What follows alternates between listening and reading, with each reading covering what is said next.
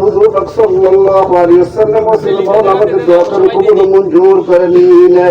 গণপ্রজাতন্ত্রী বাংলাদেশ সরকারের 3 বারের সফল ও সাবেক প্রধানমন্ত্রী শহীদ প্রেসিডেন্ট জিয়াউর রহমানের সহধর্মিণী বিএনপি চেয়ারপারসন দেশনেত্রী বেগম খালেদা জিয়ার রুহের মাগফিরাত কামনা করে দোয়া মাহফিল অনুষ্ঠিত হয়েছে।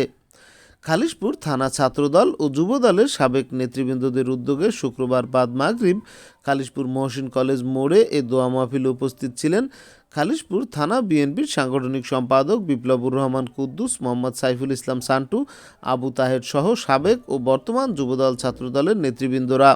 এর আগে শোক সন্তপ্ত জিয়া পরিবারের প্রতি গভীর সমবেদনা প্রকাশ করে আলোচনা করা হয়।